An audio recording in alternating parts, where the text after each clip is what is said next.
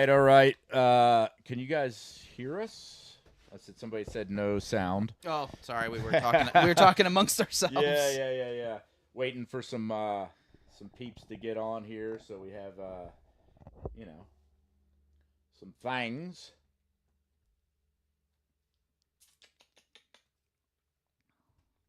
So, anyways, Things and back. stuff and stings. We're back. Jake is here. And, Howdy, everyone. And yeah, we're okay, Matt. Be back shortly.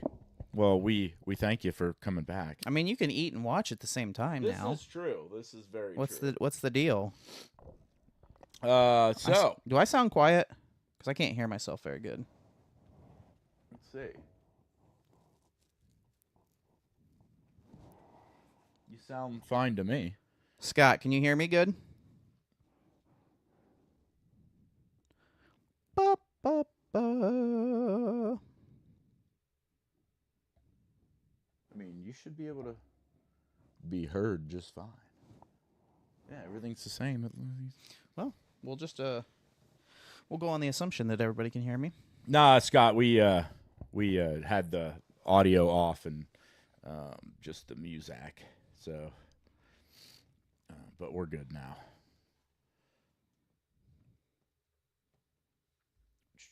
So, we're back.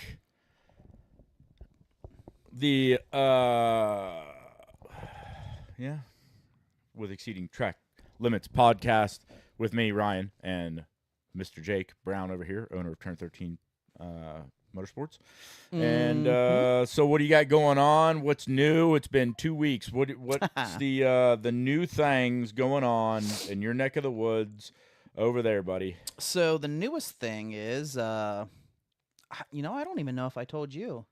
Oh, maybe not. I don't know. You're not going to like me. Oh, great. Here we go. I bought another Mini, and Jesus. It's not the one that we were talking about. What is wrong? Why? It's a brand new model from a small company. Is it the 200? It's the 200. Yeah, that's stupid. It's sweet. It's sweet. No, we should have bought the YC. I can't believe you. I've still got the Now Harley. I still am got the mad. Harley to trade for the YCF. Yeah, but I mean, you're one the YCF, which is the one I would have bought, and instead you go and buy the. You know, the kicker is though I can ride the fighter on the street. Doesn't matter. The YCF, I gotta take care. to the track. You have disappointed me thoroughly. It's totally shit. You're abandoning all. I mean, Jesus. Well, the company is they're a smaller company. They're called Freedom Scooters LLC. So you can Google them and see. I believe they have 2 scooter offerings, and then they just made a. It's basically like a Grom. It's on 14s instead of 12s, so it sits just a hair higher than a Grom. Oh, you know what the worst part about that is? Good luck finding good 14-inch tires, because my little Aprilia scooter has 14s, and there's not shit. Yeah. I wanted to try to find a little bit of knobbies for it. Nothing.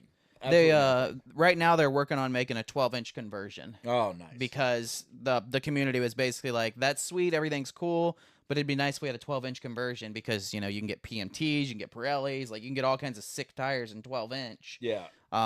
So the 14s are nice because, it does have really good, like, top speed for a Mini. I mean, it'll do 65, Did you 70. dyno it? Not yet, no. I tried to pull ECU data, and it was being a little funky, and so I pulled it off because I pulled the airbox and everything out of it because I made an intake for it. Is that the one you showed me? Probably. The white one? Yeah. Yeah. Yep. So I have a race intake made for it, but I'm also going to be making the standard like air filter style intake as well. But no, I haven't. I've seen a couple other people that I know in the Mini community that have dynoed it, and it's around 15 to 16 wheel bone stock. Yeah, but a Grom's 8, so like it's murdering the Grom. I just wanted to make sure we had audio. Oh yeah. Because Scott said, but yeah. And it's now they are talking about the 25 models, the MSRP changing because a lot of stuff is imported from across seas and stuff like that, and they were saying like prices are going up. And they're fuel injected. Fuel injected, yep. 197 cc engine, but it's also a vertical engine, which is always nicer than the the ones that lay across it. Yep. The cylinder heads are very similar to the ones that I already like, crank out right now for production work. Yep. So I already have a really good baseline on that. The ECU is very similar to the ECU that I already do on those other bikes. So it was all very, very similar. And so the owner of the company, we got in touch with each other, started talking about it. And he's like super pro aftermarket. And so he's like, do it, take it, make aftermarket parts for it, so on and so forth. Because he can't offer, aftermarket stuff because he's, EPA factory stuff. Right. But he knows the value in aftermarket and he wants to push it and push it and push it. And so, I don't have a lot of time on it right now. I took it for a test ride when I first got it. So, it literally probably has like 4 miles on it. And, I basically just went up and down the road to see what she would do and whatnot. The tune on it isn't perfect. I will say that. Like, it's not spot on. I know they got with, because it's a Delphi ECU, they got with Delphi engineers and they did an update for cold start on it. And that might fix it because that's where I noticed it the most, like cold start and then really low RPM. Like the tune wasn't spot on. But other than that, it ran really good. And it definitely, it'll do 65 all day, like no problem. That's sweet. Yeah, so I'm excited. And again, the MSRP they said will likely change, but as it is right now, I bought it and it was shipped to my door with a liftgate FedEx freight for cheaper than the MSRP of a Grom. Interesting. So, if it's reliable and they can scale production, I think it'll be a real competitor in the Mini. I think it'll easily overtake the Z. Like I don't think the Z is gonna even be looked at like between that and the Grom and the Z. Yeah. Because right now the Z is almost dead. Like it's few and far between guys that buy the Z. Everybody buys the Grom. It's just everybody goes to the Grom, which is it's fair. It's a good one. However, I'm not the biggest fan of the 22s. Like I don't like the redesign has been a little funky looking. It's funky looking and it's been iffy. So they detonate like crazy when you start modding them. The combustion chamber, like it just wants to detonate like mad. And then the bore spacing is it's tightened up, and so like the case hole's smaller, so you can't get as big of a bore in there. Like the OGSF, you could drop in from a 125 to a 186 with just a piston and a cylinder. Wow. Like massive displacement bump. And as of right now, I believe the highest is a 149 that they've got in the new one. Just because, like I said, that hole in the case isn't big enough to get a big enough bore in there. You know what I mean? Right. Like you can only fit so big of a, like you can only machine the sleeve down so far, and then you've got no material left.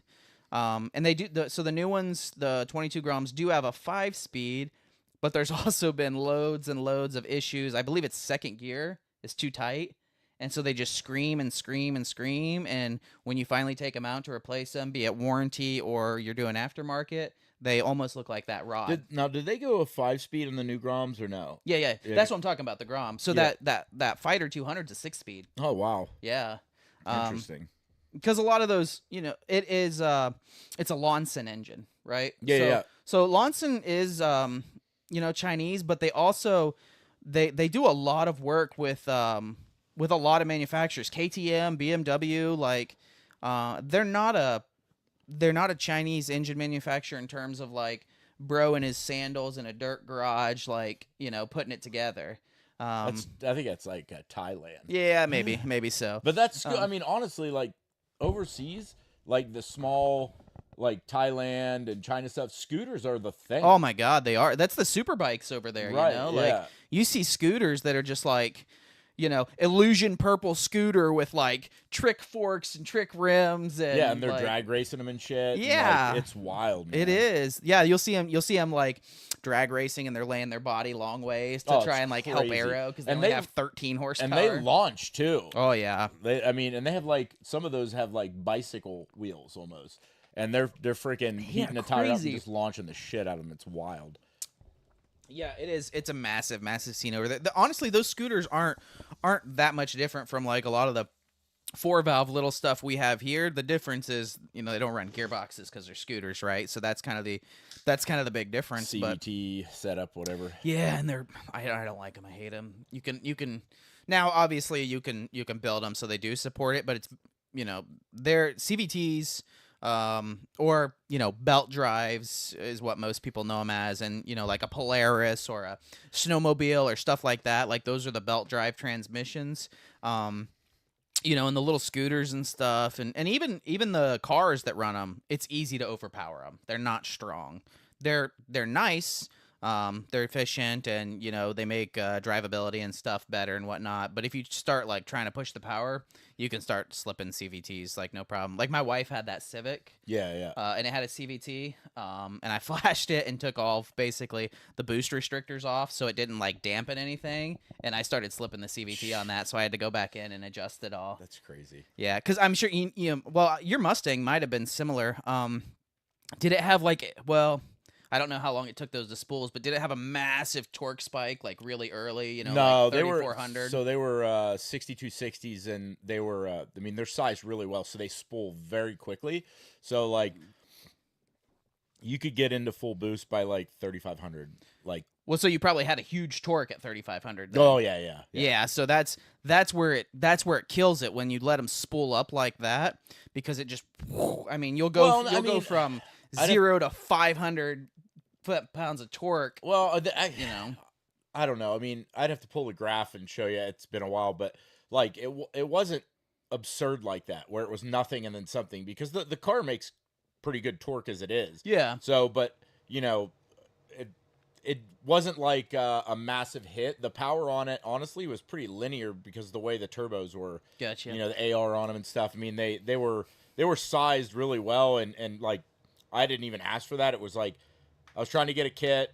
They were really hard to find at the time, and the place I was contacting was like, "Hey, we have one that this guy ordered and then decided he didn't want it." And I was yeah, like, that's okay, the I'll best way take to it. do it. Yeah. So they were comp 6260s. But Well, if you look up like obviously I've looked at tons of these in the last couple weeks, but if you look up like the F-150 3.5s, like if you look up like the flashes on them, if you compare a tow tune with a 93 performance tune, they'll be very similar in horsepower out at the end, but at 2,500 and $3,000, there's 100 foot-pounds of torque difference because you have to dampen that boost when you're towing, because otherwise you'll get into that much boost, that much cylinder pressure. The wheels, yeah. Well, you'll put your bottom end on the ground. Yeah. Or you'll spin the wheels, but if you have a fifth wheel on it, way in or down, you're not going to spin your wheels. You're going to grenade something, Not my diesel. That's diesel. Dude, you have 1,200 pound-feet of torque. I pull out of a light, or pull off of a light to make it, and I have to go quick or whatever, and it's like if I tromp it, it's like whoosh, it'll literally break the tires loose pulling that thing. I bet. It's that one really realistically probably has, because you have nothing done to it, right? Yeah. Oh, you do have stuff done to it? Yeah, it's deleted and tuned. Okay, so yeah, you probably have like 800 foot-pounds of torque or something at the wheels. Yeah, I don't know. Like the tune I got is like 50, 100, 150, 200. So it's a 4-position. Yeah. So what? I don't know. I don't ever run it in the high one. I always keep it in 2, and that's it. So my buddy has it might be like the same gen as yours. What year is your truck? So 15. I think his was like 12 to 14 in there. So I don't know the Cummins gens, but it's probably pretty similar. much the same. Yeah. But his has like an upgraded injection pump. Yeah. I didn't do any of that. Yeah, just a couple little add-ons, but he made 1,600 pound-feet of torque, I think. Yeah, it's fucking ridiculous. It's gnarly, and it's a flatbed dually.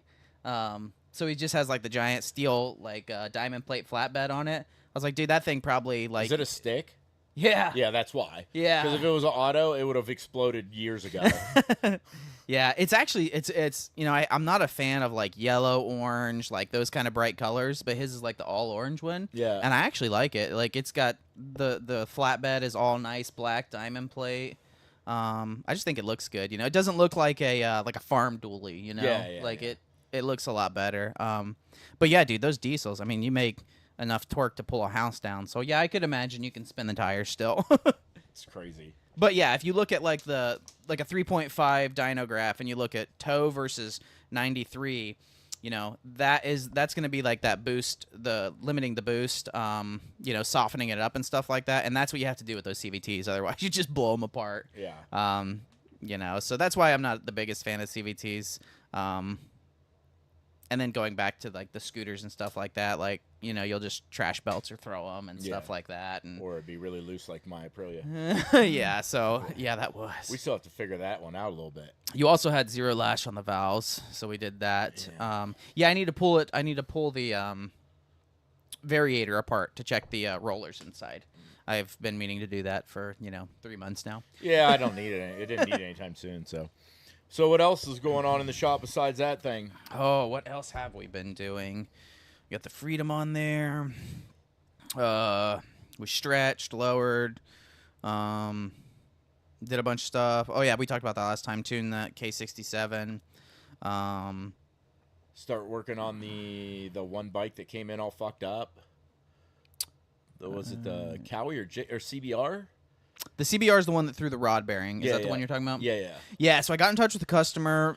Dude, this guy is super cool. Like, he's just chill about everything. He's like, don't worry about it, man. You know, I got another crank, and I got rods here. I'll mail them to you. I'm like, all right, cool. So he mailed me another crank and rods, and then, I don't know, 2 days later, he was like, hey, did you put bearings in that yet? I'm like, no, I haven't got bearings yet. I got the parts, like, 2 days ago. And he's like, I'm going to ship you some tie rods. And I was like, okay. Nice. Fair enough. Rever to the moon. Yeah, so he's sending some tie rods, and so and the new crank is cut as well, so it is going to be just a rev happy snap little thing. Spicy thing. Yeah, it'll be wild. Yeah, so we're getting some tie rods for that. No, we got that ZX10 that wouldn't run. We got that all figured out. Got it back together. You've had some experience with this. Somebody just put the engine back together out of time. Yep. The exhaust, it was insane. The exhaust, if I would have known how far that exhaust was off, I wouldn't have even tried to start the bike. It was 3 teeth off. It's crazy. Insane. 3 teeth is just that's astronomical in terms of cam timing. Yeah. But the guy, so we never even thought that the engine would have any issues because it was a new engine that he bought, right? But he bought it from like eBay or a salvage or whatever those places are where they're like, they show it running and this and that. Yeah. And then you buy it and everything's supposed to be good. You put it in and away you go. And he said that, he had a video of it running and stuff like that. And then I don't know if now I will say on those, it's very easy to slip the exhaust that many teeth. Like, it is easy to do that, but you always check cam timing once you're done. Like, when you put it all back together, you check the cam timing and make sure that it is still in before you're done. Like, that's just common sense, I would think. And somebody didn't. So, yeah, after testing everything on the bike, I mean, I flow tested the injectors, I checked ignition, last thing you'd expect. Yeah, I went through everything, and then I'm like, oh, somebody put the cams in wrong? Like, wow, okay. I'm dumb. I guess I should have checked that sooner, but what the heck? Like, yeah, I mean, you wouldn't have thought that. You know what I mean? You just, like, how does that happen? Like, it's crazy. But yeah, we got that all situated out, and so he got it back, and he listed it for sale. He just wanted to basically fix it so he could sell it. So, oh, nice. I saw that he put it up for sale and everything like that, so that's cool. There you go.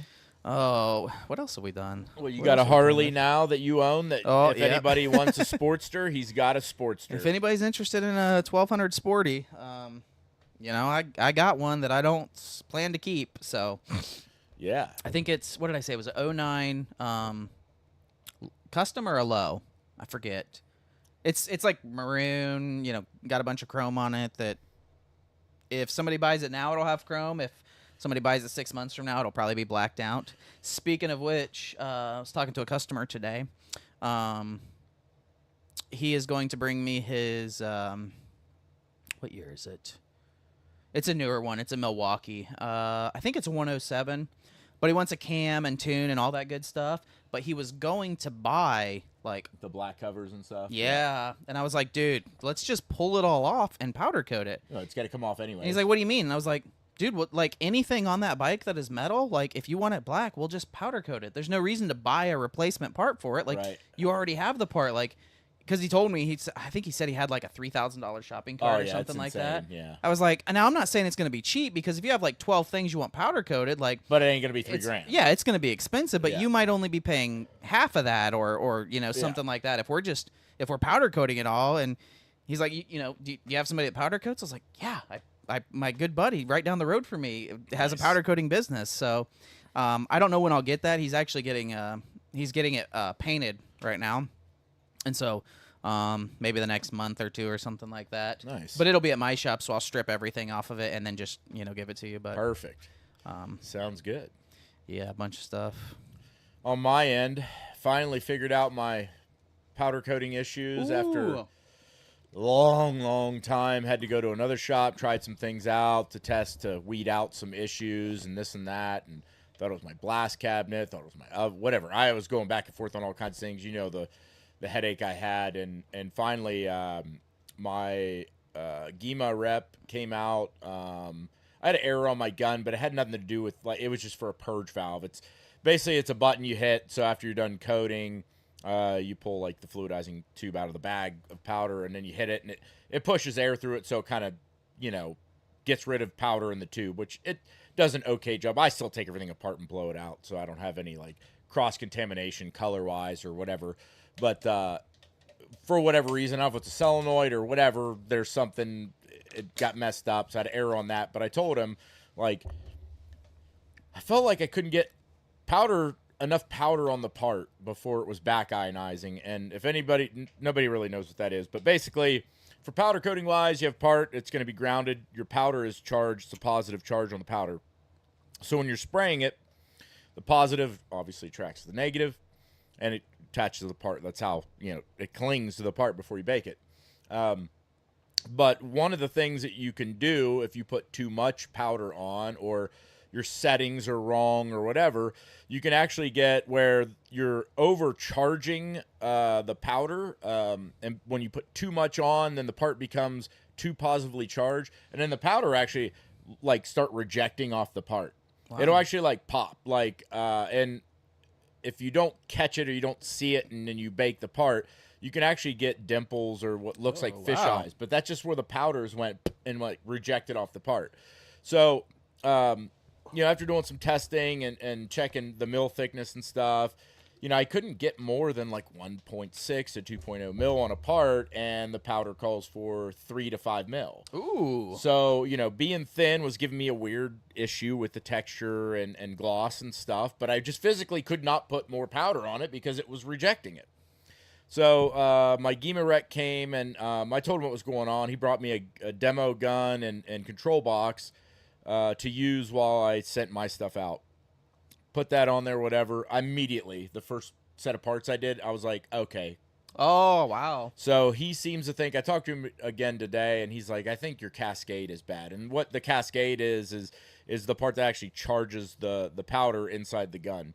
And he said he's seen it before, and, it'll still, charge the powder so it sticks to the part, but something's wrong. It's not, when you're making settings, it's not really doing what it's supposed to do. So regardless, I don't care. It's fixed.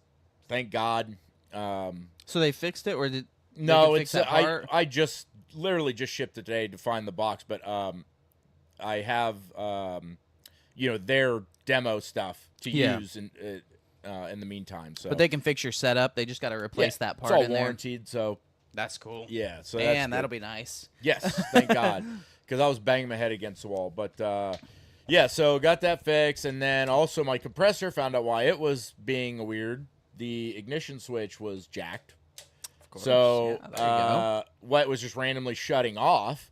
I changed all the relays, checked I pulled the ignition apart and cleaned it and stuff, and made sure contacts were good. After I did that, then it was more apparent what it was, because I could start it and it would run, and when I'd go, like a car, you crank it over, and then once it starts, you let it back to run. Yeah. It'd go to run, it would just go past run to the other position. So it would just shut off immediately. So it'd like shake, and it'd be running and shake, and then turn itself off. Well, probably. at first, yes, but after I cleaned the ignition and made sure everything was good, then it wouldn't even stay at all. Like I couldn't keep it running. Yeah. I don't know. So well, that's good then. Then you found it. $109, and it's not even a Ingersoll Rand part. It's the Ingersoll Rand's twice as much, which is crazy. But Wow. so fix that and good because I mean I actually got pretty slammed lately. I got 4 sets of wheels, and Maybe 5. CBR 600 or CBR 1000 RRR Zach Stradling. I'm doing his wheels. Oh yeah, he told me he was gonna bring them by. Did he drop them off today? Yep. Yeah, he said Got he those. said he was gonna drop them off. I got that 210 factory. I got those wheels I'm doing. I have some old school like I don't know, it's whatever CB something wheels and some things, and I got random guy dropped off some random parts that I don't really do. Well, I've never done it before, but hinges and the latches for like a trailer. He's like, I can't find replacement parts, so he just wants to redo them. Like, well, that's kind of wild. Fair But enough. those I got. Still got some other stuff. I got stuff piled up and more stuff coming in. So good. Yeah, I'm sure a lot of people don't really think about it because they just think of powder coating as like a cool aftermarket thing. But there's so many things that are powder coated for like production to just be like protected from elements. And stuff like that. For sure. And that place I went to like do some testing. I forget the name of the place now, but his name's Mike. Let me come down and bring my equipment and stuff so I could weed out some issues, whatever. But their facility, I mean, it's freaking. They have an A zone where it's a booth and it's manually sprayed, but they also have a production line that's literally just a conveyor, and things come by, they spray them, it goes through, it goes into an oven for 30 minutes or whatever it is and comes out the other side. It's like a pizzeria. It comes down. Legitimately, it's loaded crazy. up. It goes in the oven. Yeah, and they don't blast anything. Really? Yeah, they just they do like a phosphate rinse and then like an etching type rinse thing. So it's it's all kind of brand new metal. They also do fabrication down there, so they fabricate some doors and stuff, and then they powder coat them, so they get custom orders, whatever. But some stuff is just whatever it is, could be brackets or whatever. They just do shit tons of them. They just run them through, and it's wild. I mean, like. I have a decent amount of powder, I think, but like they had just 50-pound boxes stacked. So that's wild. That's like I've seen that with shops and VP Fuel, because like I'll carry a little bit of like I don't carry MR12 anymore, but like I'll carry some E85 and stuff like that. But I don't really carry it to sell. I use a lot of the X85, but then I'll see shops that have like 50, the 5-gallon drums over on the wall and stuff. I'm like, goodness, guys, you must really move this stuff. That's a lot of money in fuel, especially with MR12. $200 for a 5-gallon jug. Yeah, tell me about it. Whoa! That made me sad, but also very happy at the same time. Right? So, yeah. So, and I watched this video last night because I was asking about, I ordered that helmet, that Alpine Star new helmet, and found out, obviously it has the tinted and clear visor. Well, it also comes with the race and the street spoiler. Oh, I was wondering if it would come with both. Yeah, of them. so That's awesome. it comes with both of them, and then you also get a visor bag, real nice visor bag, and then the helmet bag's really fucking trick too. Real nice Alpine Star, helmet bag with it. So like it's expensive, but for what you get, there's no other helmet on the market that you get a clear and a tinted visor, and you get the 2 separate spoilers for it. All that shit's usually extra. But it does have something that's very similar to AGV. They were talking about, because Revzilla did a breakdown or whatever, but they said the helmet, like it weighs a little bit more than like an AGV or whatever, but because the aerodynamics of it, it feels lighter in your head when riding because it's not buffeting you around a lot. But they said the airflow in it is insane. It's the highest flowing helmet, but it's not as loud as like a lot of race helmets. Oh. But there's a little rubber plug in the front for the I saw that. Yeah, and like so my AGV Pista, all of the vents have rubber plugs. Oh, okay. So if you lose them, you just don't have plugs. Yeah. But like I typically, if I'm riding in cold or whatever, I may ride in something out, a different helmet or whatever. So if I do ever ride in that helmet, because it's expired now, so I don't race in it, but I have no idea where the plugs are. Couldn't tell you, but if I lose the one on that Alpine Star, I'm gonna make sure I put that in the bag somewhere secure. Yeah. Oh, also it comes with pin lock and they give you tear-offs. Oh my gosh! So Now yeah, you can feel like a real racer now. You know? Yeah, they give you all. Come across the start line on a track day, pull your tear off. I'll tell you what, dude. I've only had one helmet where I actually bought tear-offs, and that was my Rye, and it's awesome. I bet. Yeah, I've never worn tear offs because I've never needed to. But It's a little weird because sometimes you get a little bit of bubbliness in it, but it's not too bad. Like it's not distracting, but like you're out, especially some of these tracks, and then there's just so many bugs. It's amazing. It's so great. Feel like a pro rider. Yeah, You're just for sure. in your tuck, pull it off, throw it towards pit wall. Maybe it'll get sucked up in the bike behind you like old Jack Miller. It wouldn't mind. Your 660? Yeah, oh yeah, it would go right in there. Yeah, so it's wild, but yeah, it was so that's funny you say that because I thought that was so cool. That Bell helmet I bought, it came with that bag, and I was like, man, this is awesome. Like, cause yeah, you buy helmets and they come in a box, and you get the little drawstring bag. Yeah, exactly. Like no, basically nothing. Like if you're carrying your helmet around in a little drawstring bag, come on, like. My Suomi came with a really nice bag, like padded with like zip pockets on it and stuff. It was super nice. And yeah, I mean, you buy a Shoei or an Arai or an AGV, it's a drawstring bag. It's like really. I just spent $1,400 on the helmet. Yeah, premium helmet, and you get nothing. It's crazy. Is it Moto D that sells that helmet box? Yes, because that's nice. I like that. It's not 100% solid, but it's like really thin plastic. Yeah, but yeah, it's like you could drop it off a table and it would be perfectly fine. Right. Like you couldn't like back over it. But like if you just dropped it off your table, or you like put it in your toy hauler and you forgot to like strap it down and you drove to the track and it was just bouncing around, it'd be fine. It'd be perfect. Yeah. And it's like, man, if you spend $1,400 on a helmet, why can't they give you that? Oh yeah. Why do you got to go buy that separate? Like the bag I have with my belt isn't that good, but it's a padded bag and it secures it. It's got pockets in the front and back where you can keep your earplugs and all that good stuff. And, and it just comes with it. And I'm like, that's nice. I really enjoy that. Yeah, for something that probably cost them $5. Yeah, it's a nice little addition there. Yeah, for sure. Makes the customer feel a little more special. Yeah, and like my Suomi, I had to pay $85 for a dark visor.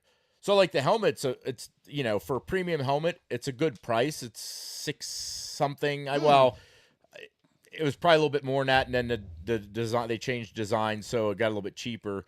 But still, it's $700, $800 helmet compared to $1,200 for Yeah, the Pista RRs are crazy expensive. Yeah, 14 whatever. But still, it's like it's lighter than my Pista Carbon. It is by much, by only like an ounce or something, but still it is. And you get a bag or whatever, but still it's like fuck $80. But the Alpine Star, it's expensive, don't get me wrong, but still, bro, you get so much stuff with it. Yeah, what was retail on it? Was it under 1,000? It was at 1,000. That's what I thought. It was like $999 or something. Yeah, like and that. the graphics are gonna be like 1,200 or 1,300 or something like that. I saw some of the graphics one, and I was like, darn it, that's what I want to buy. I'm not like I don't know. They're okay. The only thing I don't like about it is like everybody's gonna be like buy the graphics, and everybody's gonna have that same. There's 3. You know what I mean? And that's it. I'm waiting. Well, not waiting because I won't buy one, but they should definitely have a Martin and Miller 100%. They have to, right? I mean, come on, dude. I mean, we'll get into this later, but you see how fast Martin was? Pedro was second. Pedro smashed that shakedown. Like he was fast. I went on. I'm like, oh, I'm gonna watch it, and I was like, fuck, you can't. I know. I was so mad. I was like, they're talking about it, and they're like, here, we'll give you text updates, and I was like, are you kidding me? Yeah, and I was you like, have cameras out there. You are. I saw one. I was like this. testing, and I was like, cool. Clicked it, and I'm like, they're like, yeah, last Saturday. I'm like, what am I fucking watching? It was from November. Oh, you watched the first test? Yeah, I was like, then? oh, what the fuck, man? I know. I thought my video pass was screwed up or something because like I go into video and it's like, here you can watch some old races, you can watch some old testing or live timing, and then if you really want real live time, you have to pay $19. Yeah, and I was like, what the heck? And then so I did open up the text one just so I could kind of get the rundown of what was going on. But then that was so. Did you open that page up? Yeah, it just has a leaderboard and it doesn't really do a whole lot for you. Well, the text one where they kept like at 10:15 they say this, at 11:15 they say this. It was stupid because when you open the page, they have it backwards. The top is like slowest. No, the top is what's immediately happened. You have to go to the bottom of the page to get back to like 8 a.m. and then Oh, scroll shit. up like 8:30, 8:45, 9, and it's like, why would you put it that way? Like, just start it up here so I scroll down and read everything. Like, it's like reading Chinese. I got to go backwards and read right to left and down to up. If anybody has any questions, any Q&A stuff, chime in. We'll answer. We're just gonna. We're just chatting along here. So if anybody has anything, feel free to jump in, ask a question. We're delighted to answer whatever you got there. But yeah, hopefully they make a Martine replica. Oh, I'm sure they will. Ducati made the Martine replica V4, which is like $80,000 or some shit, which is wild. It's crazy, dude. So expensive. Speaking of which, was there any video on what happened to Frankie? No, I don't. There may be, but I don't know. I didn't see any, but I kept reading more and more about it, and it sounded really serious. Yeah. Mark stopped on the track to help him out. And so Alex was saying that they had to move his body, and after they moved his body, then he started breathing. So he wasn't even breathing when they found him. And then he said it was another 2 minutes before the ambulance got there, and they're like, it was like the longest 2 minutes of our life. Good Lord. Yeah, because he was totally unconscious, and then they said they moved him and he started breathing again, but then, they stayed there with him until the ambulance got there, and I was like, holy crap, like, what happened to him? It's crazy, man. Yeah, so I was wondering if there's video or something, but, I bet, and now a lot of that stuff that goes on the track is on the track, right? But, like, there's still some, bad blood between that VR46 Academy and Mark, but I bet you, Frankie's gonna sing a little different tune now.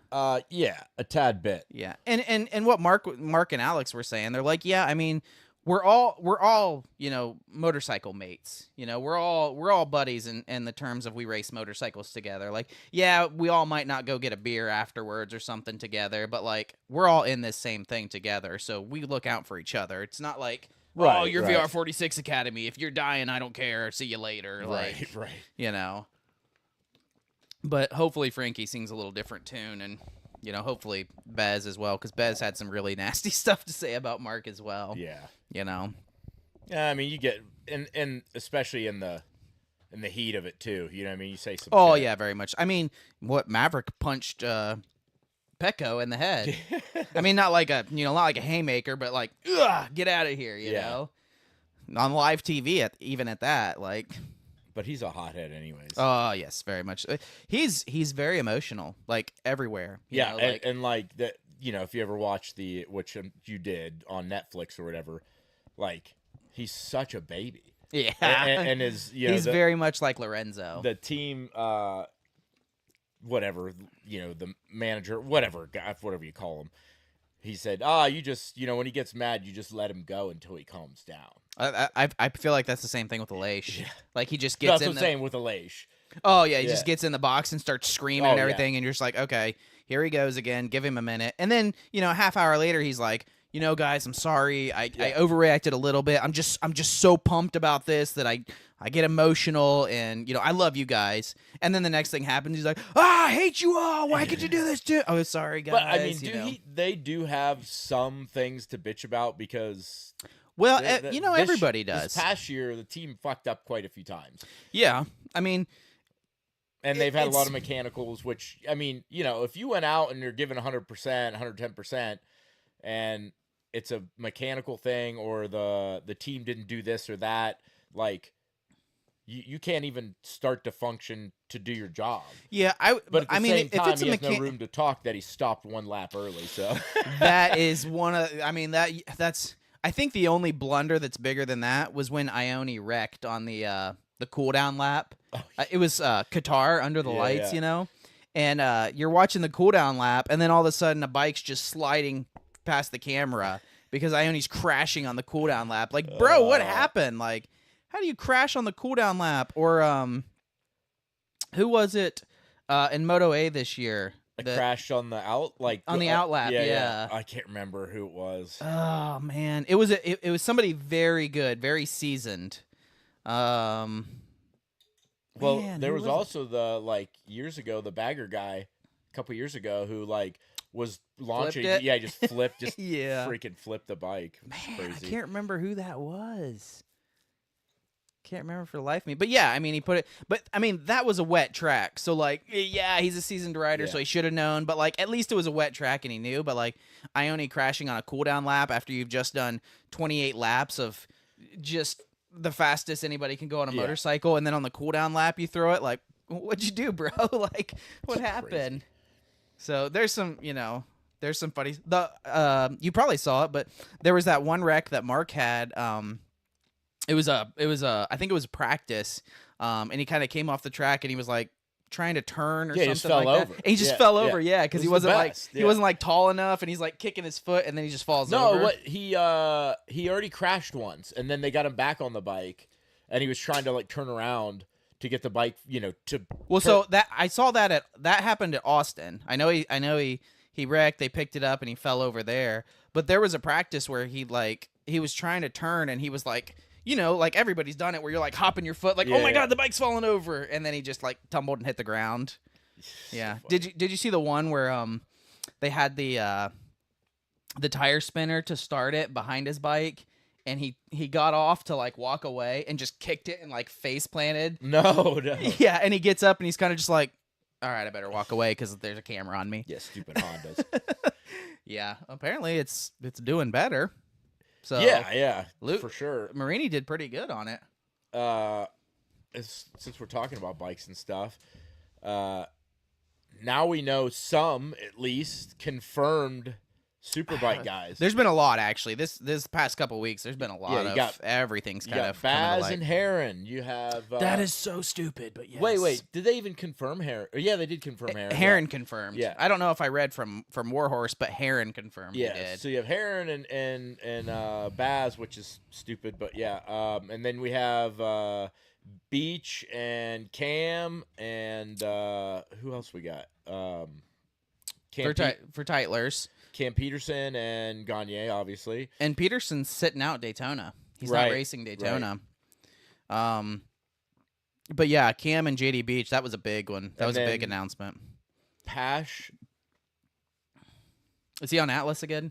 I think, and then SDK is on Top Pro BMW. Who else? Did you see that Trackhouse bike hit the ground? No. Raul Fernandez totaled it, man. Oh, geez. Big crash. He didn't get hurt, but he opted to sit the rest of the test out because it was a gnarly crash. Scott says, I don't know names, but when guys come into victory lane. Oh, yeah. Well, they're yeah. so overzealous, and they just, like, Well, and they'll run into guys. And it's carpet. Yeah. Right? So, like, if you go in there too fast and you try to stop, you're on carpet, so the carpet will slide. Yeah. And so, yeah, I've seen that happen a few times. They'll come in, hit the front brakes, and tuck it, Yeah. just hit the ground, and then everybody's like, "It's okay, man. It's Yeah. fine. Whatever." Yo, it's usually Moto 2 guys or Moto 3 guys because they're Yeah. so pumped up. Mhm. But, yeah. Yeah, that's definitely funny to see. But, yeah, it looks like Moto A is going to be freaking stacked, man. I can't wait. I am genuinely curious though to see how Baz does because he wasn't the most impressive for his caliber of a rider when he came over and ride. And I know Right. there's 1,000 things that go into that. He hasn't rode the tracks. They don't have the data. Blah blah blah. Yeah, he was the first one on the V4R. But he just, you know. he didn't do anything that was spectacular. He didn't do anything spectacular in SBK either. No, he didn't. And he's a world class rider. There's nobody that we could ever talk to that's a better rider than him. But still, like that, yeah, he just didn't do anything to wow me. So I wonder what happened and why he was brung back. Maybe he was cheaper than Chavi. I don't know, but like that's Yeah, for it's me. weird. It's like Chavi wanted to be here so bad. If you ever listen to any of his interviews, like he loves America. He wants to be here. He wants to ride Moto America. He wants to be on a super bike, and I feel like he would give up some salary to do so. But who knows what went into that? I mean, I'm ultra curious of why and what's he doing? Did he get Yeah. a ride with somebody else? We Like, don't did know they yet. flip flop? Like he took Loris's ride and Superbike or something like that? Like, why is he here? He wouldn't.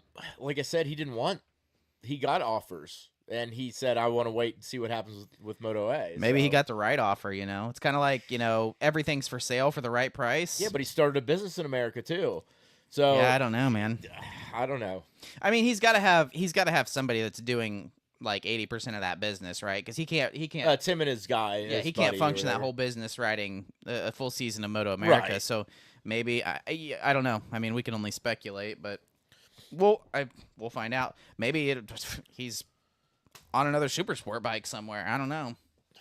Yeah, I mean, he would do that too, just to be in America. But whatever. He's gonna come out on a Suzuki M14 on a super sport or something crazy. Who knows? Maybe that top row picked him up for the other super. I wouldn't mind seeing that though. On a Put him BMW. on a little a lower caliber bike in super sport and see if he still dominates Oh, it. but he's so good. He can expose. Pretty much any bike. Like outperform it. Like at least that's what it looks like. I mean, outsider looking in, but It'd be cool to see. Yeah, I don't know, so much stuff. But now we have we have confirmed huge players in Superbike. yeah, which is man, so good. many huge players. Every team is going to be on the same level. Attack has way more data than everybody, but that R1 kind of sucks now. Yeah. That Ducati is epic. That BMW is amazing, and Cam is obviously phenomenal rider.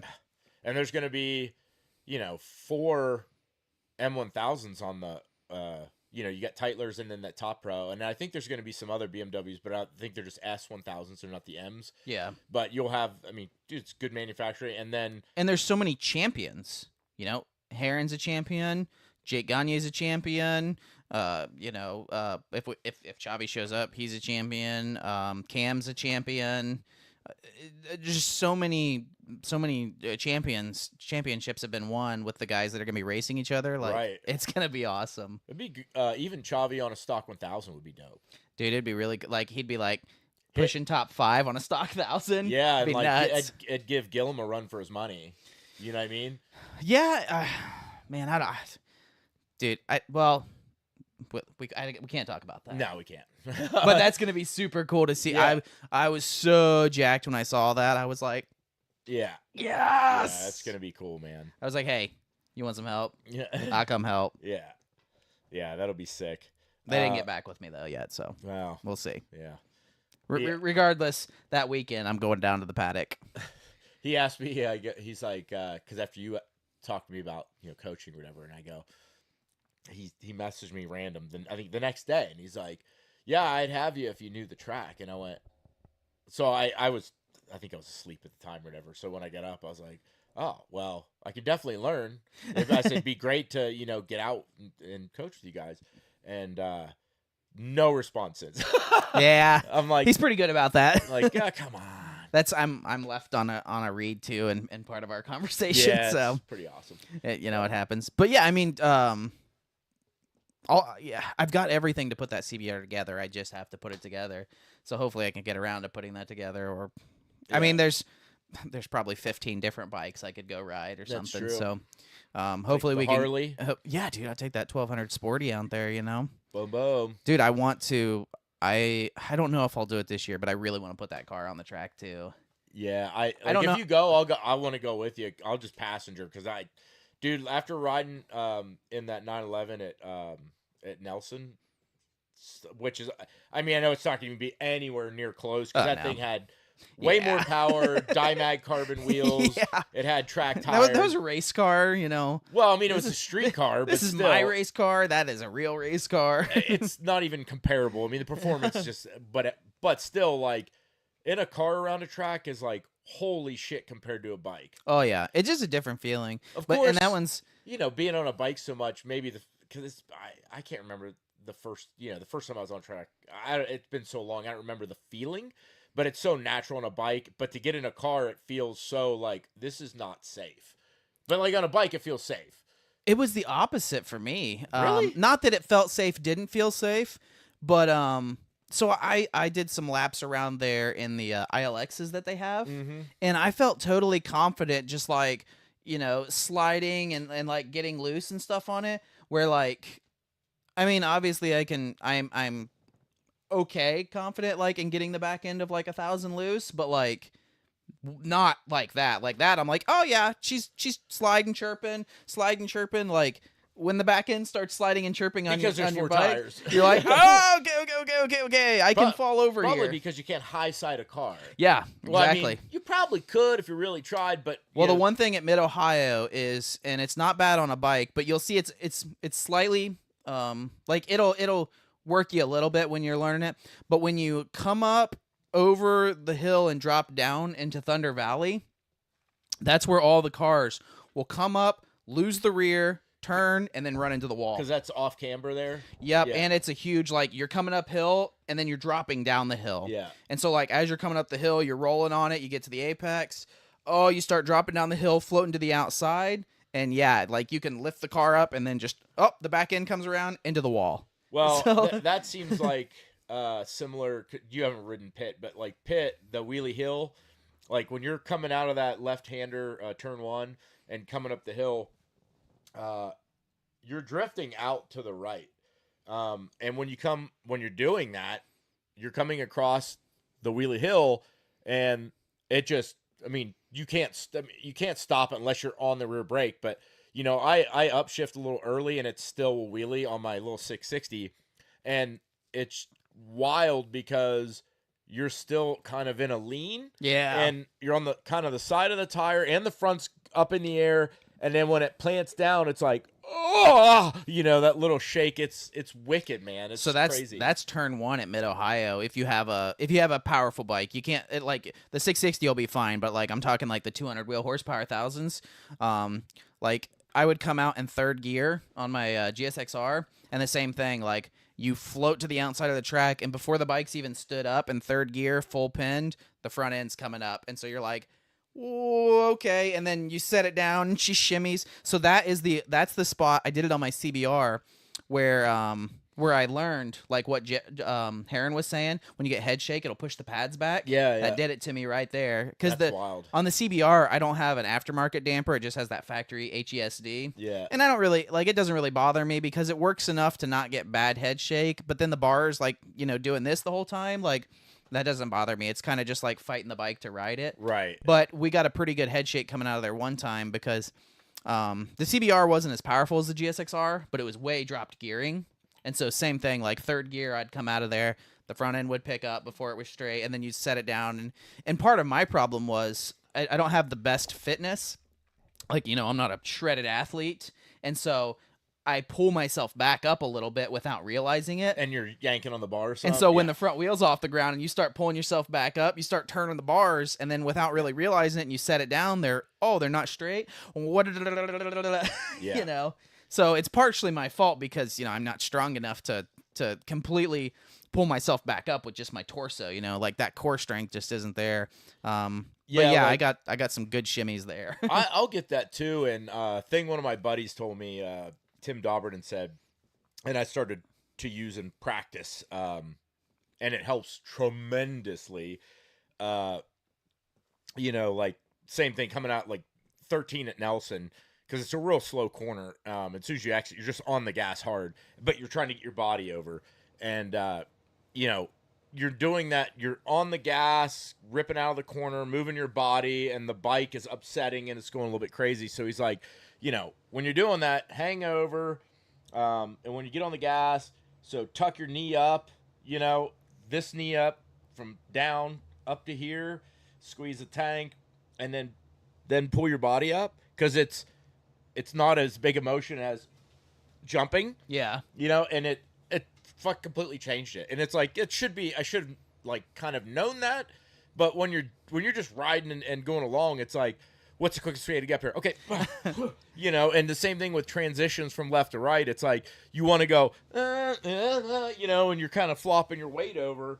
And it's so much better to be like, okay, tuck, okay, over, slide, boom. Yeah, 100%. But you have to do yeah. it quickly, but without, you know, doing this shit. And it changes. I mean, it's similar in like the principle, not what you're doing, but like you know, rev matching when you're going down. Like rev matching is multiple different things you're doing, and you have to do them separate, but you do them so quick, and you know, it's like clutch, gas, clutch, shift. It's like It's they hard. are all different stuff, but you have to like da-da-da-da-da-da. Yeah, and if you don't get it right, especially because like a lot of people, I struggled too at first. Is like when you're trying to do that and brake at the same time, like it's natural to like you're touching the brake. Yeah. But then you can just get away from that, just get auto blip and be done with it. So Well, you could do that, but like, and it's fine to use auto blip if you can blip the bike. But if if you rely on auto blip, turn it off and learn to blip the bike. Like, well, I don't use mine at all now because it really the function of it on my bike is almost pointless. So Yeah. now I just blip myself. But I used it on the GSXR, and it It's- was really nice. dude, But so I- amazing. But I Like, had learned on my CBR, which is cable driven. There's nothing like it has quick shifter on it, but like you have to manually blip every single corner, every single downshift, and so thousands of this just all day, all day, all day. So then when I go to the GSXR, it's just more controlled because I'm like, oh, I don't have to think about that when I go into the corner. Yeah, like, and it's not all corners, but like going into the carousel at Mid Ohio, you do a couple quick transitions and then you're like really on the brakes and then really diving it in, and it's just like a bunch of stuff happening really quick that it's so nice when you don't have to add that in. You're just kind of like bim bim, drop it in. So I'm a total fan of blippers and I support them. I just think people need to they need to be able to do it because we watched that one race where Ray's blipper stopped working, Right. and so he's out there manually blipping and he can do it. Like he didn't like it, but it's not like he was crippled in the race. Right, he could still right. do it, Where if all you've ever done is ride blippers and you have to rely on it and your blipper starts working or stops working, well then you're just gonna be like bah, bah, bah. Like you're just gonna be throwing yourselves over the bars with your downshifts. I was like, quick shift is a must. Yeah, definitely. But I was like, nobody really needs a blipper. And then when I got the bike and I was using it at first, I was like, dude, you're not doing shit. No, literally, you're just braking. Bam, bam, Yeah, bam. like okay, here we I gotta go. use the clutch to leave, and that's it. It's like You almost don't holy even need a shit. clutch on the bike. Like you could have a little.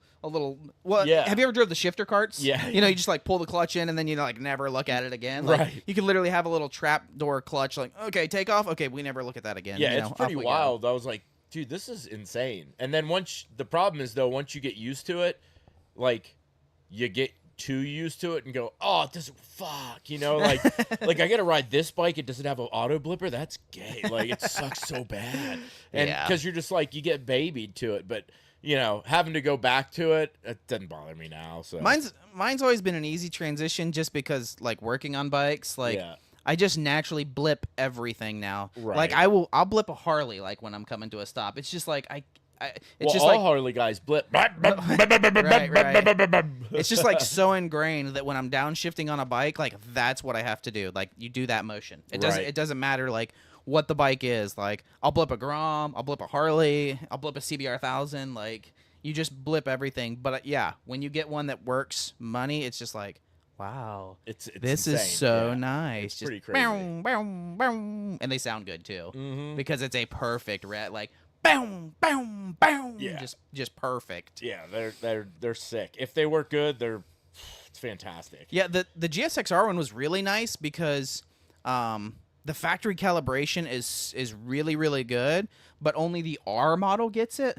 Oh, really? But when you flash it, the ECU still has the programming in there, so all you have to do is turn it on. Oh, that's crazy. Yeah, so literally you just turn it on and you get all of the factory programming in it, and it's money, dude. It is so good. Now I can't say that for like a full blown Moto A like race bike, but on a bolt on, mild work like mine had. Oh, dude, the blipper was like money, just perfect in there. I thought It's about so nice. trying mine again just because the slipper clutch to see if, it'll function better. But like, the ECU just wants to go, oh, no, you're revving too high. No. Yeah, and that'll just confuse you because one corner will work, the next corner it won't, and then you won't be blipping. You'll be like, what the? Trying Yeah, to kick it into gear. Exactly and- why I stopped using it. But, Yeah, so just don't even just but ride your bike without it. I thought about trying it again just because of the slipper, that it's not going to see the same thing anymore because of just the way it works. There's not as much engine brake, etc. I don't know, but I'm so used to just blipping now. I don't really care, but it's a function that it has that I'm like, it should fucking work. Yeah, it is stupid that way.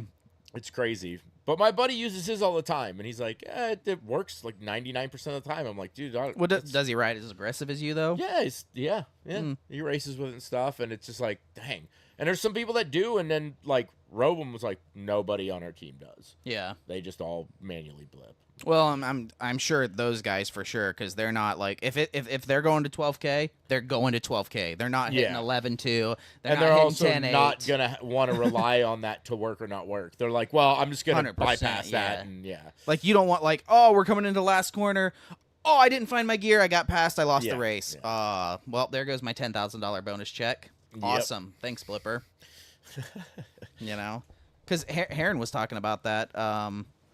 Well, it was that thing you showed me where he was talking about that girlfriend of his or something like that. Yeah. And he's like, I lost like $25,000 for the race win, and then it was some other like crazy amount for the championship.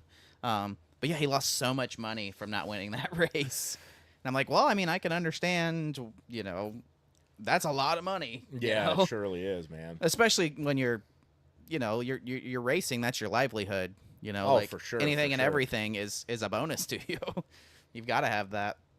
I did talk to that Chris Simcoe dude, the guy that has that Pin the Gas podcast, the one that was he. Oh yeah. I think he commented when you he didn't hear, but when you made the post earlier. Oh, okay. I think he made a comment on it. Yeah, super nice dude, man. We talked and he invited me. He's like, you guys come on, whatever, you know.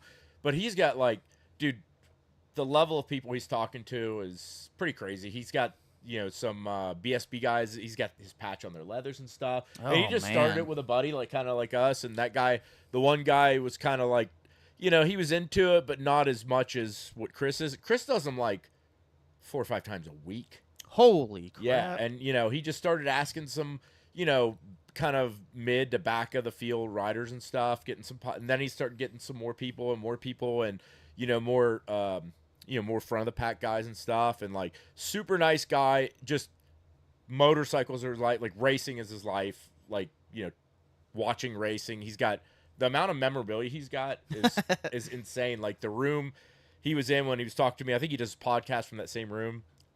He's like, yeah, this is from so and so. Da da da. Nah, that's cool. I'm like, dude, that's wild. And yeah, he had some video up from BSB, Alton Park or Caldwell or wherever it was.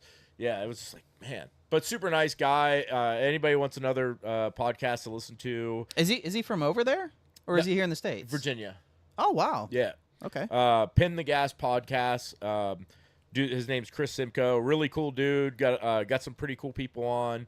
And he had an interesting thing. He's like, yeah, I'm thinking, you know, asking just people who are watching, like, you want to come on and ask some questions. Which I'm like, that's pretty interesting. Like, to just, yeah, for sure. You know, he has a guest on and, like, have just a random person that's, you know, watching, like, come on and do, you know, ask some questions live on video and stuff. That's pretty interesting way to do that. So he's definitely taking off. I'm like, bro, you're leap years ahead of what we do. Like, you're way more embedded in, you know, that stuff. And he knows a lot of inside stuff just from a lot of the people that he's made contacts with and stuff. Oh, yeah, I can see that. That's cool. So I get a little information from him, you know, but interesting. So pretty cool. He's a nice guy, though.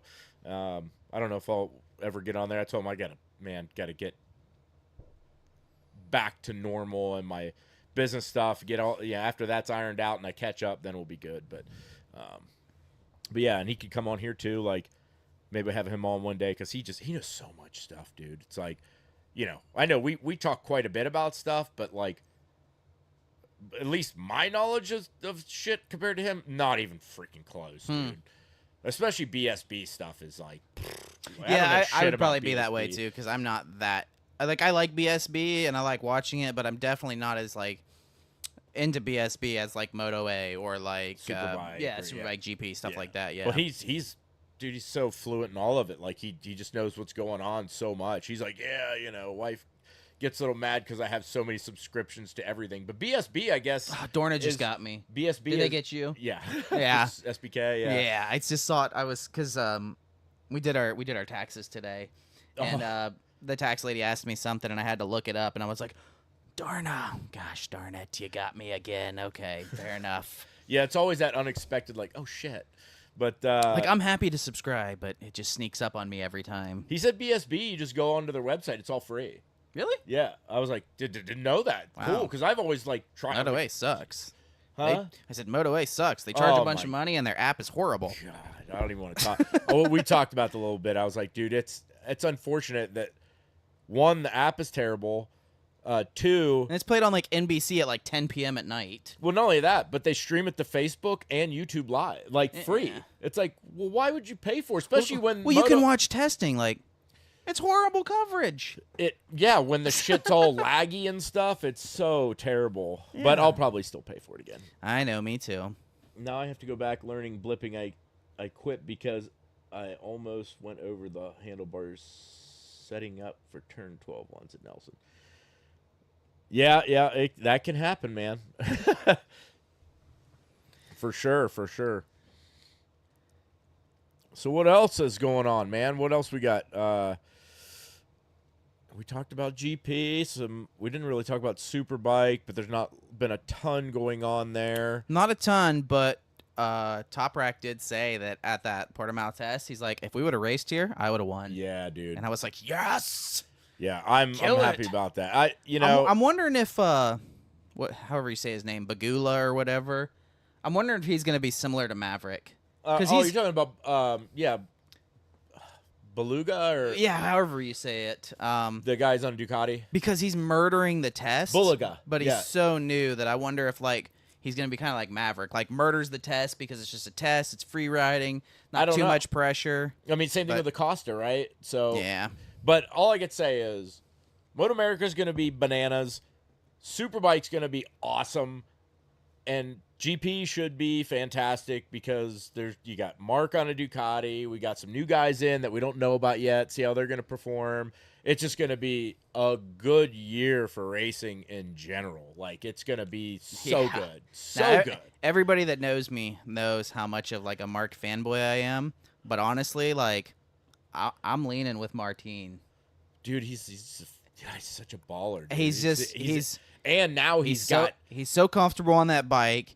He's been, 2 years ago, yeah, whatever. Last year, he was right there, so close to it. and like, this year he wants to stick it to biggest him. chip on his shoulder Yeah, ever. bro. He's so fast, like And the fact that, Marquez will, if he gels with the bike well, which I think there's not going to be a problem with that, but there'll be more competitiveness up front.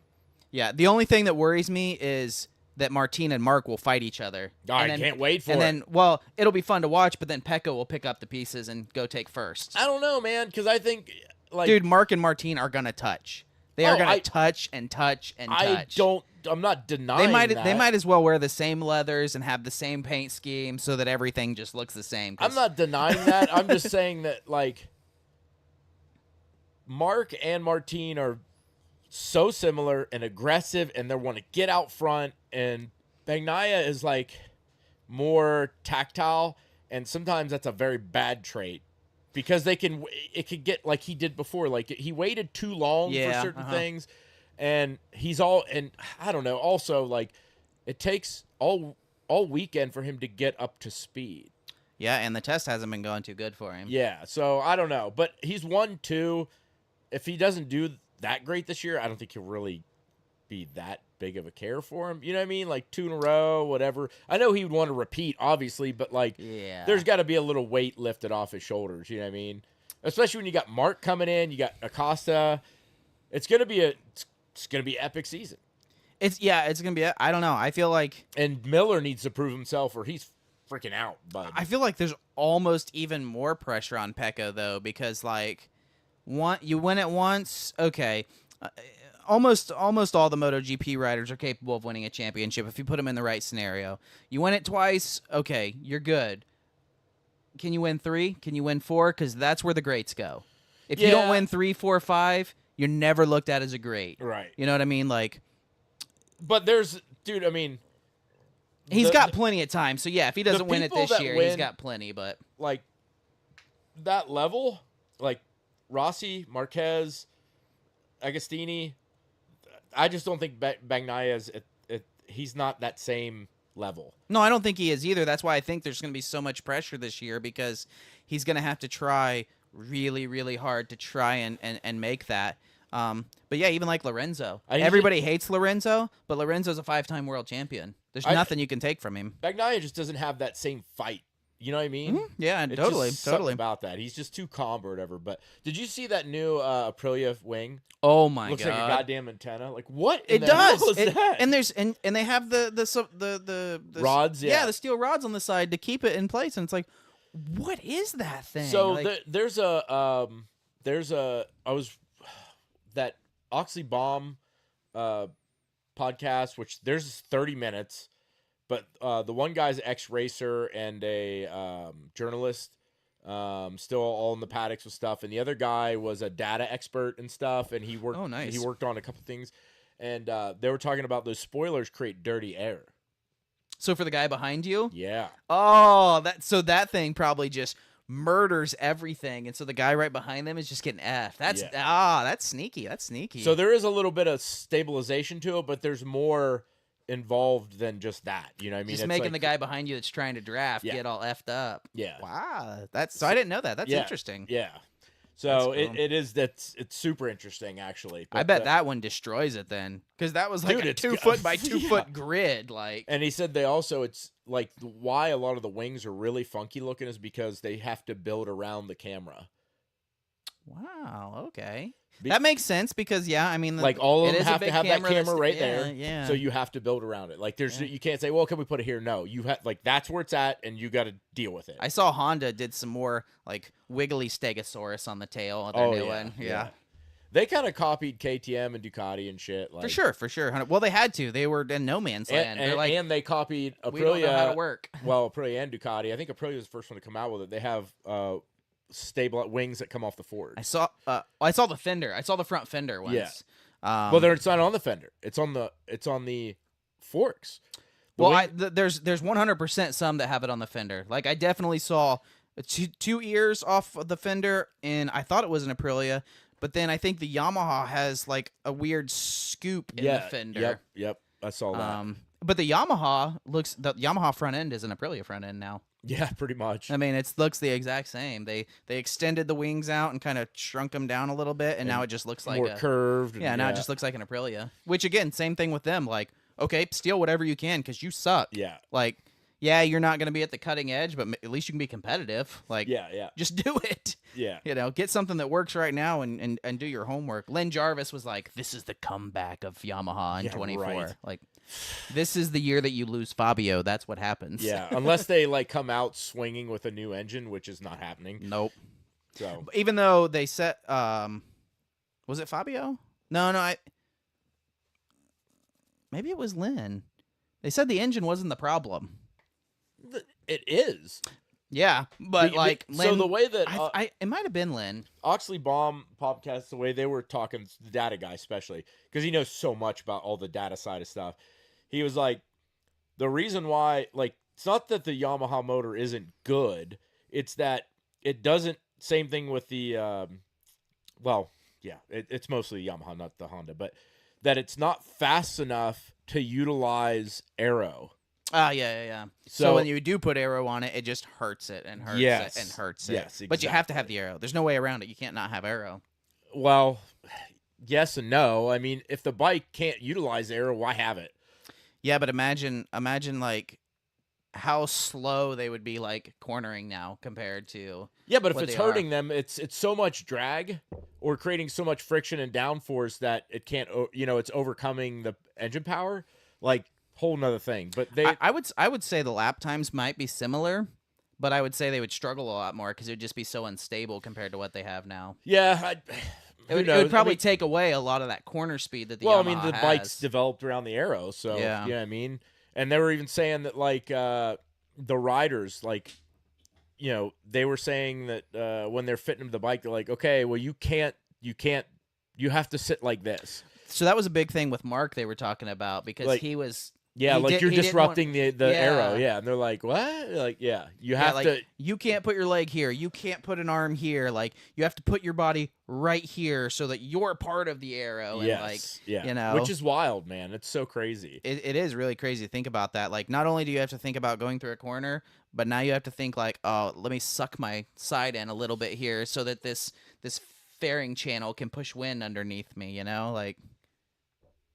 Suzuki has a better chance of winning. Well, this is true. This is true. That is true. Like you could put Renz on a GSXR 1000R and he would probably do better than he will on the Yamaha this year. Renz is such a dark horse though. I bet he's gonna do good on the Yamaha. He'll at least have a couple good races. Oh yeah, he can pull something out of his hat every Like once in a he while. is just like, yeah, he's really good. Like he won on the Honda. He obviously did great on the Suzuki.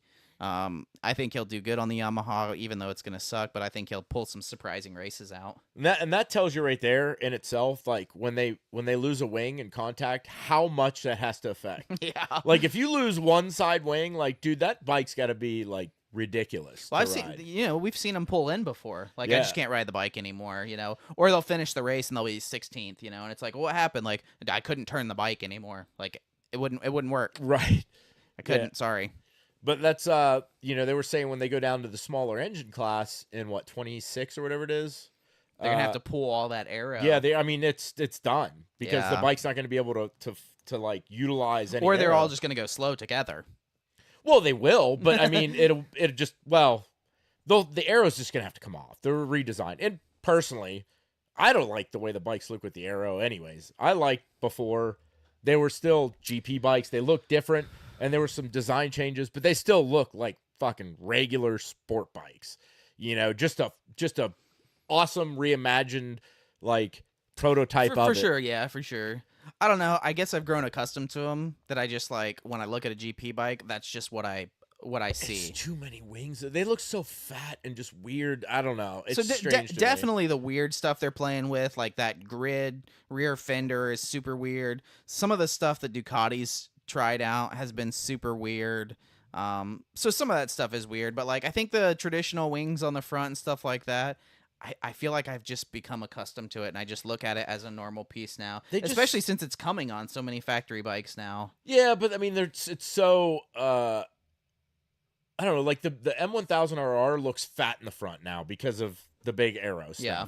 And like I don't know. I just like That's the same with the Fireblade because it has the extended Yeah. fairing off of it. That is a wing, but it's extended off. And that's of why it. like the RSV4 looked so much better without the stupid wings. Yeah. And like I honestly, my 660, it has wings and it's I don't know why it's stupid, but I think if they did away with that, it would look sleeker and nicer.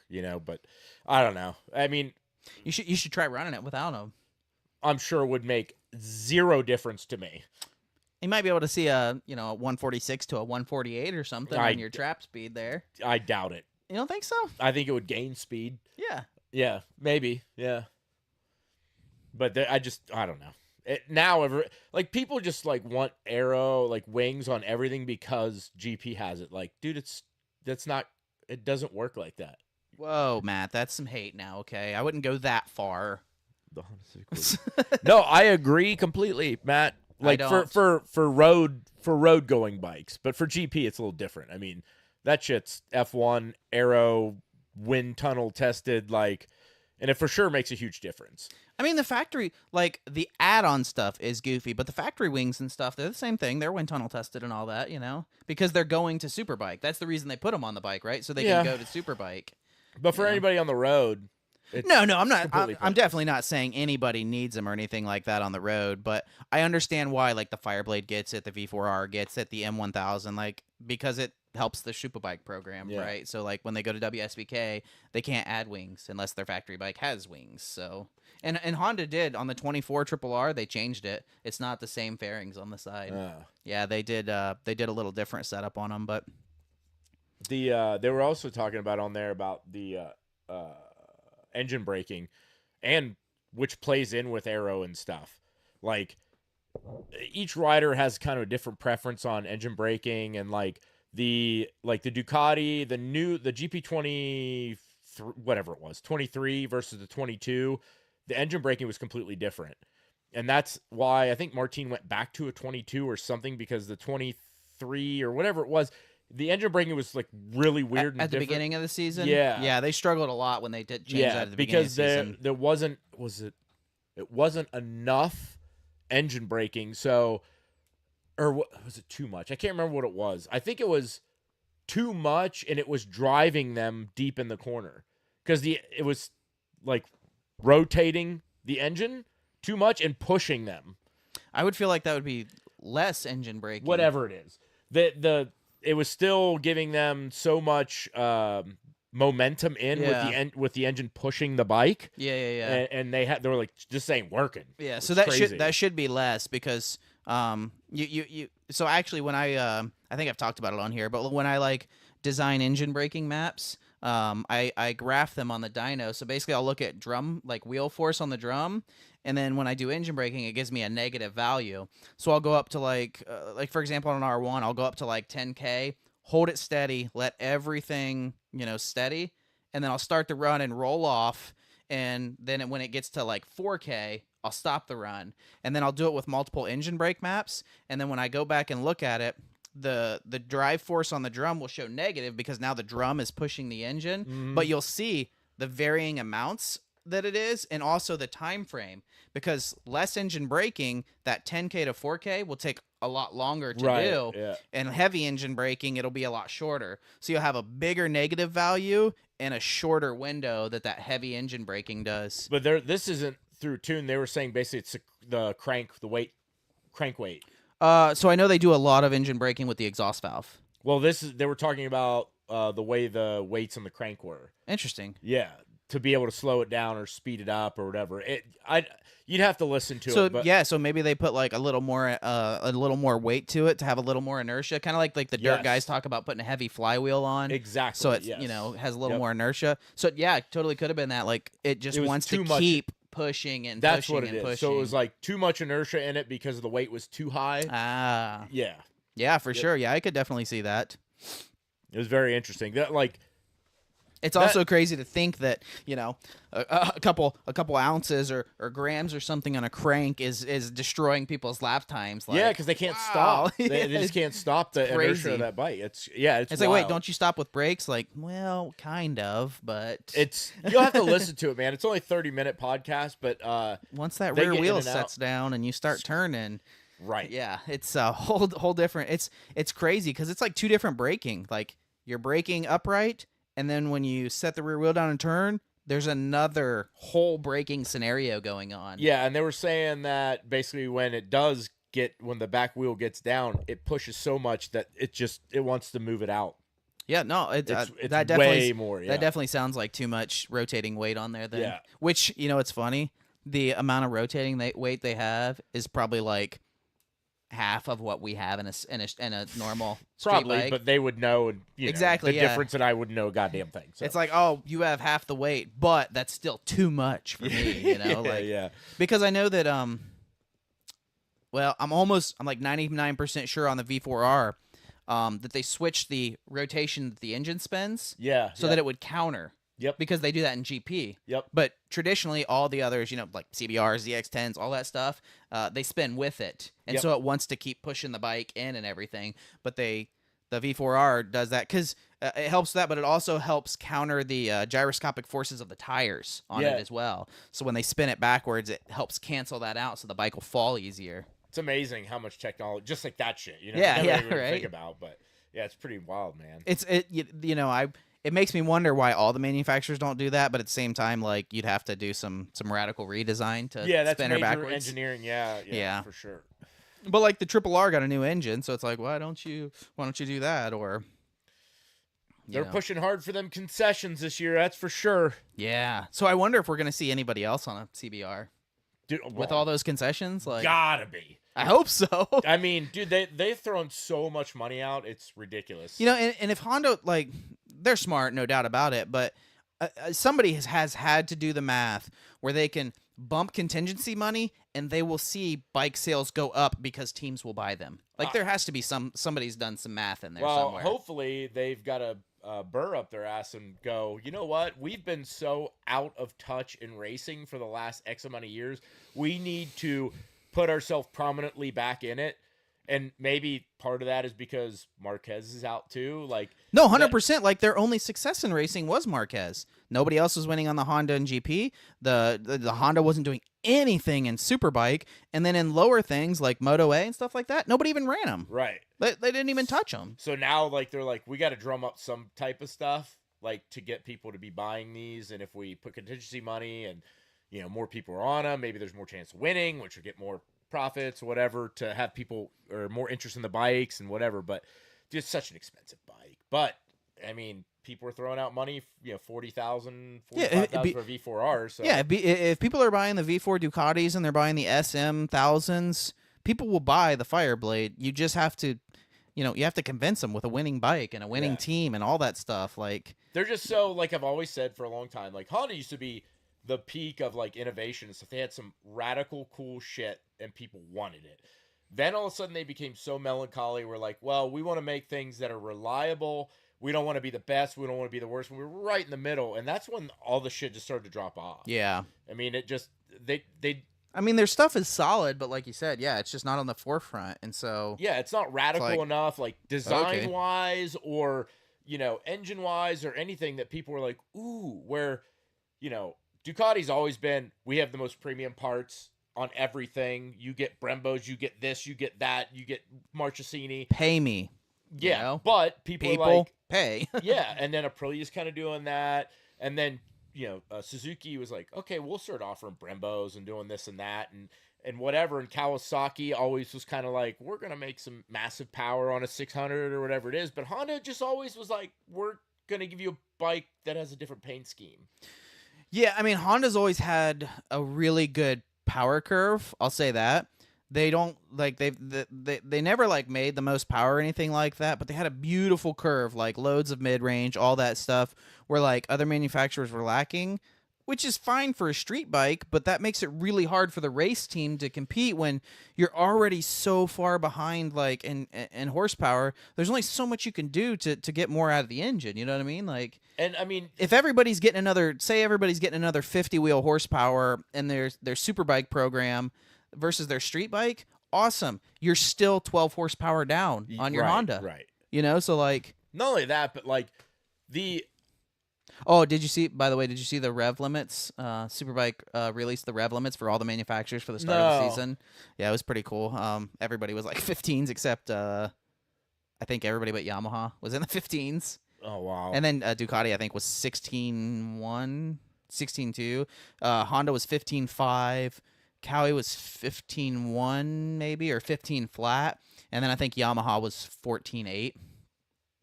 it's crazy, Which sucks because, I mean, RPM is horsepower. Like, right? they build the engine so that it peaks where they want it to. And if you can't spin it as fast, I mean, right there, like 14.8 versus 16.1, that's a lot of horsepower. Yeah.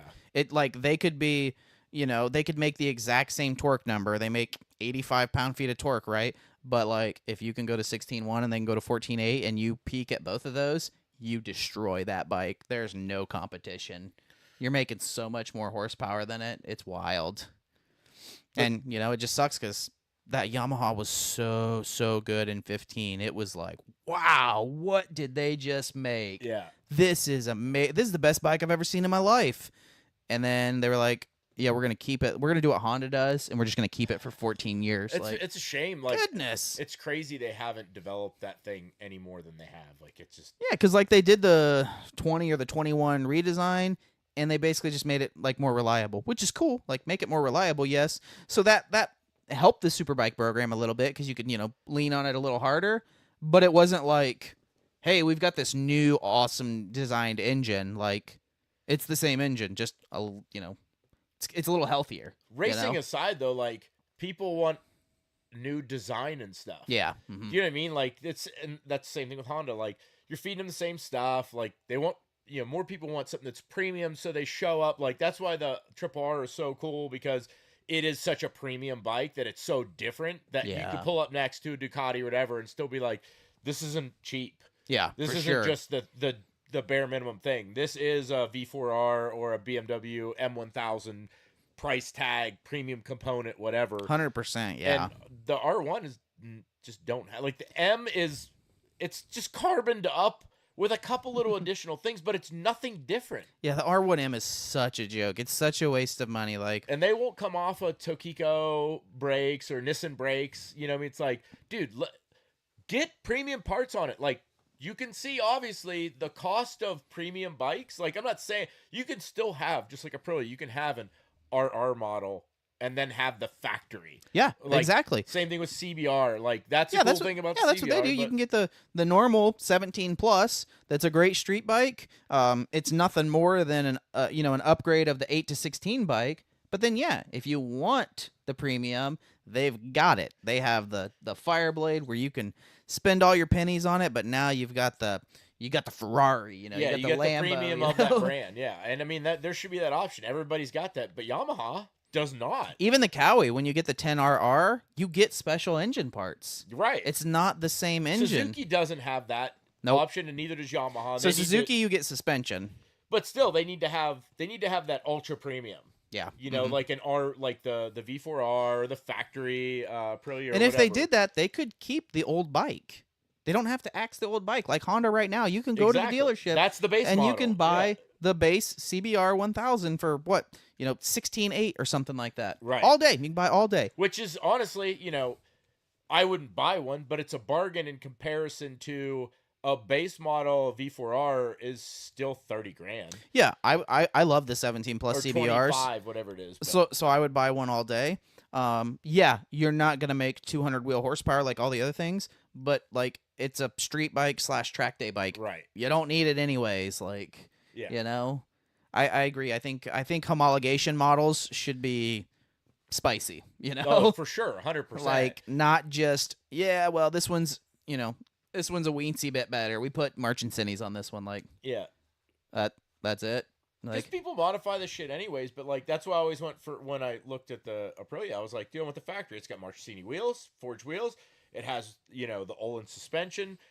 Obviously, it's not aftermarket stuff, but it's still good shit. Like it's I never plenty good for the normal rider. I mean, like, I raced mine on the stock suspension, just adjusted correctly. Yeah. But like, it's got premium components, and then you go to an RR, which honestly the difference is gigantic as far as how the bike feels. Like the suspension's nowhere near as good, but still, it's like you have that option. Like it's probably $6,000 more or something, like retail price, but factory versus RR. yeah, something like that. But you're talking about probably $3,000-$4,000 in wheels. Suspension. Well, and I mean they changed it a little bit, but like 4 years ago, if you bought the factory, you got the 1100. And it was Yeah, like, right. oh, okay, that's Right. cool. You can buy a regular RR and you get the 1000 and it's 180 horse, but if you spend the money, we'll give you an 1100 engine, Right. and you can make 200 horsepower, But it- and you get all the fancy stuff. Yeah, it's like, you go in even just to buy a Civic. You could just buy a Civic, or you could buy the Type or the SI, Yeah. which is, and not even the Type S would be like the V4R, Yeah. But like, you can buy the SI, which is so much cooler. It's got way cooler stuff on it. It looks better. I mean, like that analogy is perfect because it is like the SI has the same 1.5 liter turbo engine that like a Civic Sport has, but you get a limited slip. It's got just a teensy bit more power, but little aero package, better Yeah. wheels. but then if you want the creme de la creme, you buy the Type R, completely different engine, different chassis, everything. It's way better. Yeah. You should- Golf R, the And it's not a lot of changes, because I mean, when it comes down to it, except for like, obviously the triple R versus the regular one, the engine's different, right? I Yeah. mean, but it is, and it's not completely right. It's not like a gigantic difference. Like the engine. yeah. No, or- the is the it? triple R engine is one like the triple R engine. If you looked at them side by side, you would think maybe it came from a different manufacturer. Okay. It is 100. Like I don't even. But still, the chassis, literally nothing's the same. The chassis and stuff, like for instance, if we just talk about the RSV4 versus the factory, or the base Ducati versus the V4S, the bike is the same.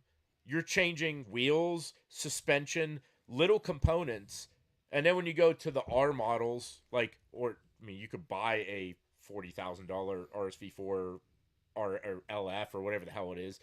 That different spec one that's 40 grand. That's like Yeah. a V4R, which is completely different. Is that like the purple one with the X on it? And That's the X Trenta. That's a different one, but you can go on and buy like a Well, like the 660, you can get like the Trofeo and stuff like that, right? Yeah, but the Aprilia one, like you could buy different race spec ones that like it comes from the race department. Like comes with fiberglass bodywork and all that shit. But Craig's got the inside info. What are you talking about? Craig, we don't know. We don't know what you're talking about. But anyway. Oh, he's running a V4R? Cool, okay, moving on. But yeah, I mean, like, you can have those same bike with the different little changes, and then you have the real crazy one that's the high-end one, which is obviously the Triple R. But, like, they could make a 1000RR, which the SP2 kind of was.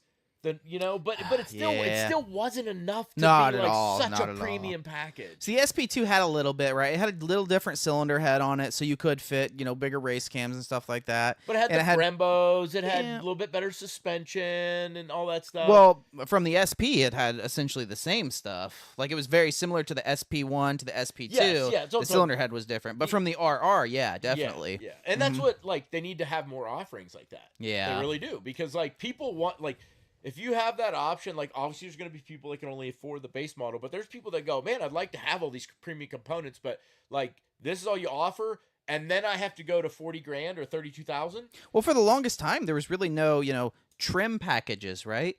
Like, if you wanted the best, you bought the 1000. If you didn't want the best, you bought the 600. And now they start to get into trims where it's standard.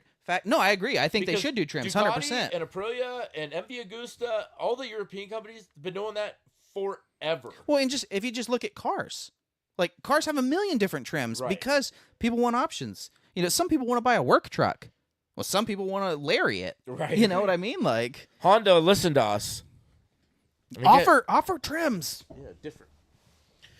Well, shit, man. It's we've been going for like an hour and 40 minutes. I gotta really take a leak. So I think I want to wrap it up. What do you think? I'm okay with that. All right. Well, hey guys, we appreciate you tuning in and hanging out with us. And we had actually a lot to talk about today. So I feel like we will have better conversations like every 2 weeks. Yeah, for sure. We get a little bit more information stuff, and I'm gonna try to, like I said, line up some guests to have on so we can have some people on. I can message Chloe. Yeah, I said. Be awesome to get Chloe on for sure. Because she's a data engineer, so she'd have a lot of cool stuff. Like, actually, she started doing something cool. She started putting little tidbits up on her Instagram where she overlays some data, and she's like, the rider's complaining of like the front end pushing. What would you think this is? It's kind of cool because she literally has the data graphs up there, and she's like, hey, the rider's complaining of this. What would you tell them? So. Yeah, she's really cool. We'll reach out to her, see if we can get a hold of her. And there's a couple other people that I have in mind as well.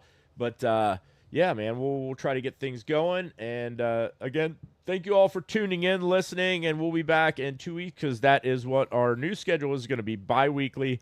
We're both pretty busy and stuff. And this also gives us a little bit more time to get some more topics.